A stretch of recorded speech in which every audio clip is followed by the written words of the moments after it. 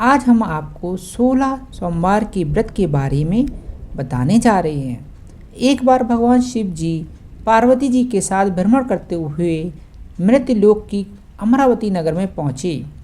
उस नगर के राजा ने भगवान शिव का एक विशाल मंदिर बनवा रखा था। भगवान शिव और माँ पार्वती उस मंदिर में रहने लगे।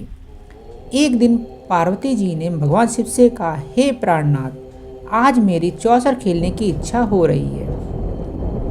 पार्वती जी की इच्छा जानकर शिव पार्वती के साथ चौसर खेलने बैठ गए। खेल प्रारंभ होते ही उस मंदिर की पुजारी आ गई। माता पार्वती जी ने पुजारी जी से पूछा कि हे पुजारी जी, ये बताइए कि इस बाजी में किसकी जीत होगी। तो ब्राह्मण पुजारी ने कहा कि महादेव जी की, परंतु चौसर में शिव जी की पराजय हुई और माता पार्वती जी की जीत हुई।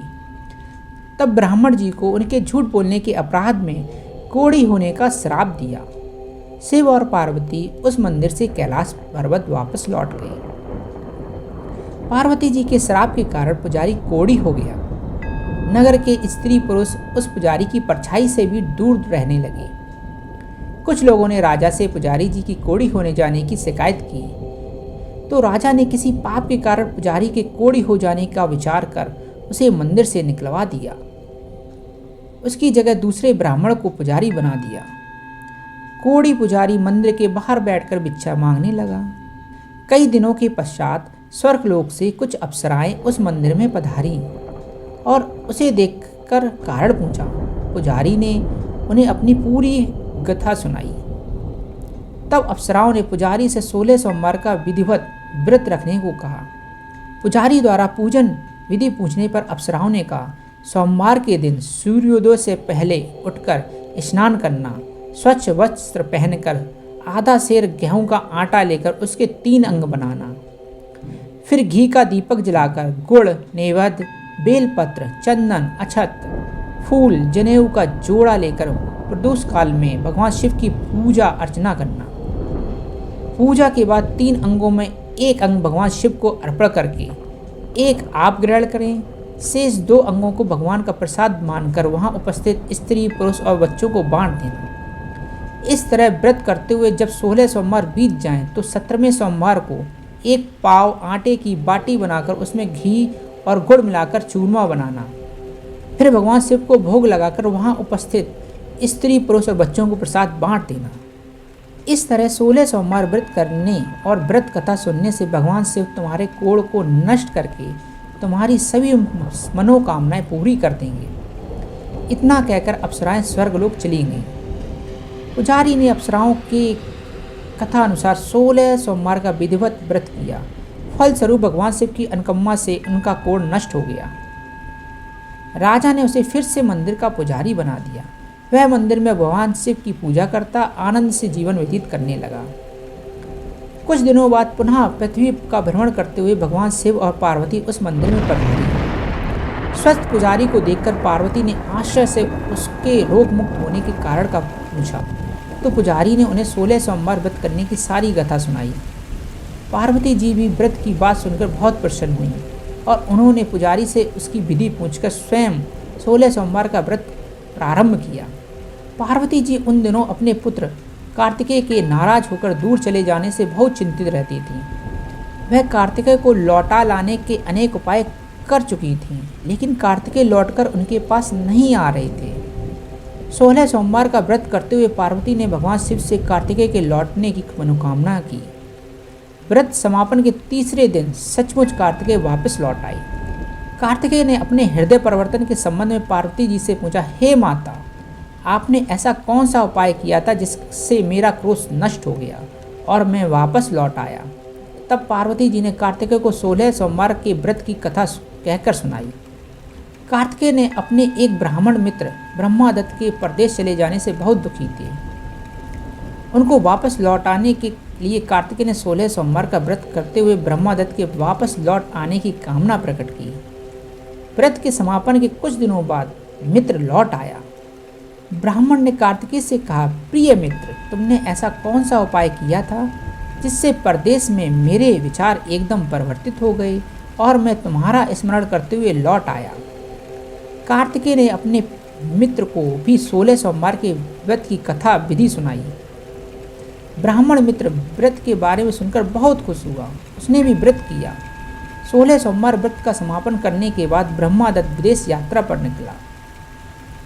वहां नगर के राजा हर्षवर्धन की बेटी राजकुमारी गुंजन का स्वयंवर हो रहा था। वहां के राजा ने प्रतिज्ञा की थी कि एक हथनी यह माला जिसके गले में डालेगी वह अपनी पुत्री का विवाह उसी से करेगा। ब्राह्मण भी खुशीवश महल में चला गया। वहां कई राज्यों के राजकुमार बैठे थे। तभी एक सजी धजी हथनी सूंड में जयमाला लिए वहां आई। हथनी ने ब्राह्मण के गले में जयमाला डाल दिया। फलस्वरूप राजकुमारी का विवाह ब्राह्मण से हो गया। एक दिन उसकी पत्नी ने पूछा, हे प्राणनाथ, आपने कौन सा शुभ कार्य किया था जो उस हथनी ने राजकुमारों को छोड़कर आपके गले में जयमाला डाल दी थी? ब्राह्मण ने 16 सोमवार व्रत की विधि बताई।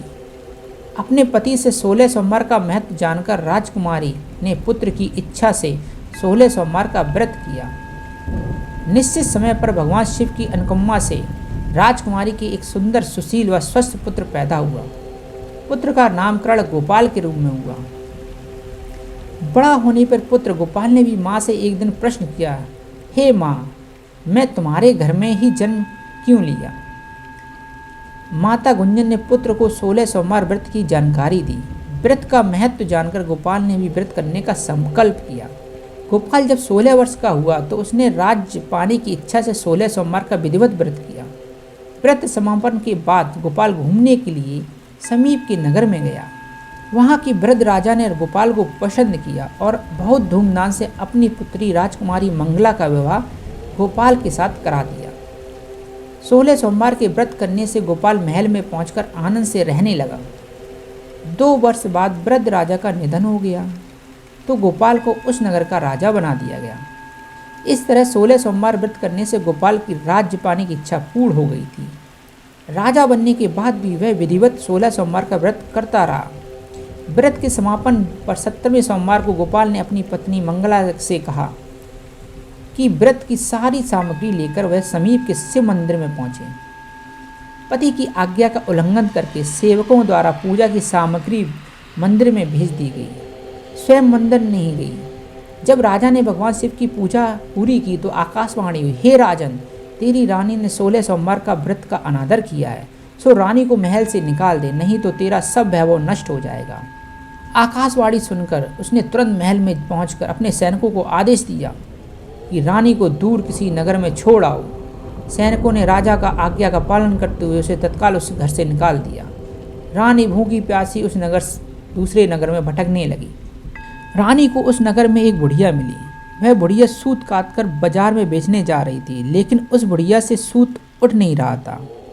बुढ़िया ने रानी से कहा, बेटी, यदि तुम मेरी सूत उठाकर बाजार तक पहुंचा दो और सूत बेचने में मेरी मदद करो तो मैं तुम्हें धन दूंगी। रानी ने बुढ़िया की बात मान ली, लेकिन जैसे ही रानी ने सूत की गठरी को हाथ लगाया तभी जोर की आंधी चली और गठरी खुल जाने से सारे सूत आंधी में बह गए। बुढ़िया ने उसे फटकार कर भगा दिया। रानी चलते चलते नगर में एक तेली के घर पहुंची। उस तेली ने तरस खाकर रानी को घर में रहने के लिए कह दिया, लेकिन तभी भगवान शिव के प्रकोप से तेली के तेल से भरे मटके एक एक करके फूटने लगे। तेली ने भी भगा दिया। भूखी प्यासी व्याकुल रानी वहां से आगे की ओर चल पड़ी। रानी ने एक नदी पर जल पीकर अपनी प्यास शांत करनी चाहिए तो नदी का जल जैसे ही स्पर्श किया जल सूख गया। अपने भाग को कोसती हुई रानी आगे चली गई। चलते चलते रानी एक जंगल में पहुंची। उस जंगल में एक तालाब था, उसमें निर्मल जल भरा हुआ था। निर्मल जल देखकर रानी की प्यास तेज हो गई। जल पीने की इच्छा रानी जैसी तालाब की सीढ़ियों से नीचे उतरी और जैसे ही जल को स्पर्श किया उसमें असंख्य कीड़े उत्पन्न हो गए। रानी ने दुखी होकर उस गंदे जल को पीकर अपनी प्यास शांत की।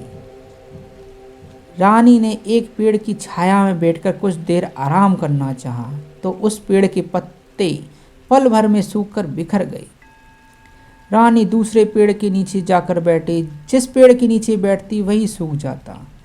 वन और सरोवर की यह दशा देखकर वहाँ के ग्वाले बहुत हैरान हुए। ग्वाले रानी को समीप के मंदिर के पुजारी के पास ले गए।